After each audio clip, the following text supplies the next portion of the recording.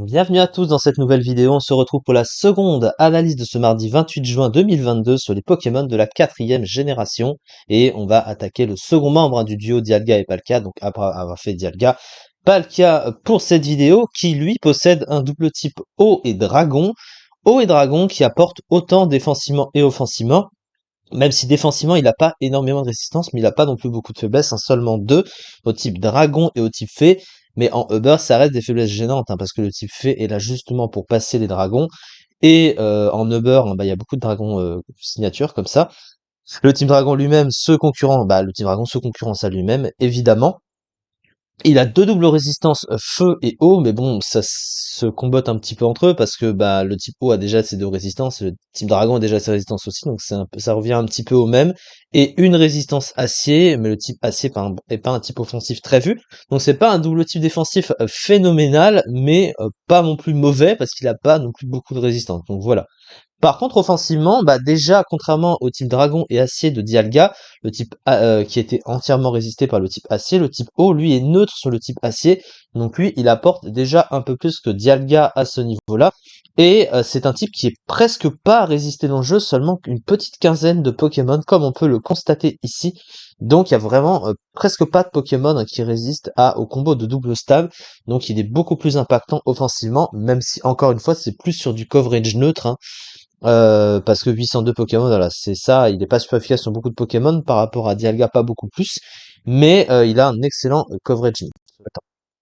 Alors, au niveau de ses talents, bah c'est pareil que Dialga, en fait, il a pression qui force l'adversaire à dépenser 2 points de puissance par capacité utilisée, mais comme Dialga, bah il a pas un moufoule de soutien large, du coup, bah c'est pas vraiment adapté, et Télépathe n'est pas utilisable en combat solo, puisque ça évite l'allié en combat duo de recevoir des attaques qui sont censées toucher deux Pokémon en même temps, donc voilà.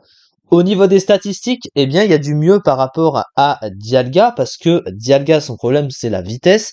Palkia, c'est justement son atout, hein, puisque lui, il a 100 en vitesse, et c'est une moyenne de speed tier qui est très bonne, parce que tu dépasses la majorité des gros légendaires, entre guillemets, puisque en général, ils sont souvent en dessous de 100, en fait. C'est pour ça que la vitesse de Palkia, naturellement, est toujours très bonne. Le reste de ses stats, bah, c'est très bon, hein, évidemment, c'est des stats de légendaire, encore une fois.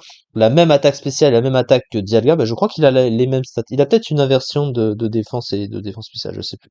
Enfin bref, 90 en PV, 100 en défense, 120 en SPDF, hein, c'est évidemment un très bon bulk. 120 en attaque, 150 en attaque spéciale, même si on préfère l'attaque spéciale, évidemment.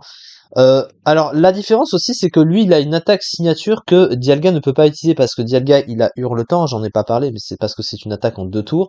Lui, il a Spatio Rift, hein, une attaque qui a 100 puissance, 95% de précision, qui a un fort taux de critique, alors qu'il n'a que 5 points de puissance, mais bah, c'est pas une attaque à 2 tours, donc c'est quand même une attaque très forte.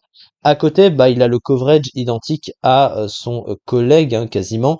Il a Déflagration, Lance-Flamme, Séiste, Telluriforce, Draco-Météore, etc., etc. Au niveau de son soutien, bah, il est presque autant limité que son collègue, sauf que lui, il a pas les pièges de rock, hein, quand même, il faut le dire, donc il a encore moins de trucs. Ses moves de setup, du coup, c'est pareil, il a que gonflette, hein, il possède pas d'autres moves de boost, donc là encore, il est limité. Alors lui, il possède quand même l'accès à des stabs puissants, hein, évidemment, il a Hydrocanon stabé, hein, qui fait extrêmement mal.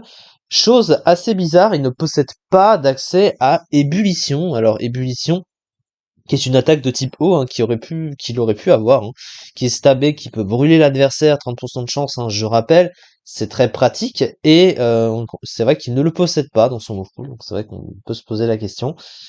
Surtout pour un Pokémon qui aurait pu être joué défensif, hein. En général, c'est des Pokémon qui peuvent affaiblir l'adversaire à petit feu grâce à ça, et en plus il profite du stab là-dessus, hein. Alors qu'à côté il possède Hydrocanon et Surf, hein, donc c'est assez étonnant. Il a même pas accès à Cascade non plus, hein, d'ailleurs. C'est très étrange, il a des attaques de type eau qu'il ne possède pas. Il a pas non plus accès à Giclée d'eau ou des trucs du genre, voilà. Donc il y a ça qui manque. Mais il a quand même un full offensif, hein, large, ça, c'est voilà, il n'y a pas de problème. Des statistiques du coup globalement excellentes, dans son attaque spéciale étant la plus haute étant plus qu'excellente, un excellent move pool offensif et un move pool de support intéressant, un double type très bon défensivement, une vitesse un peu juste, un talent pression assez peu utile et un talent télépathe inutile en simple, un double type moyen offensivement.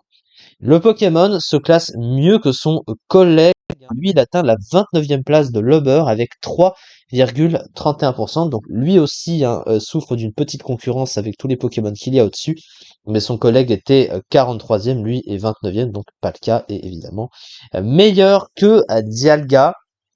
Mais moi, mon préféré des légendaires, toute génération confondue, c'est Dialga, hein, parce qu'il est très beau et c'est un petit passier. Voilà, voilou, en tout cas, c'est exceptionnel.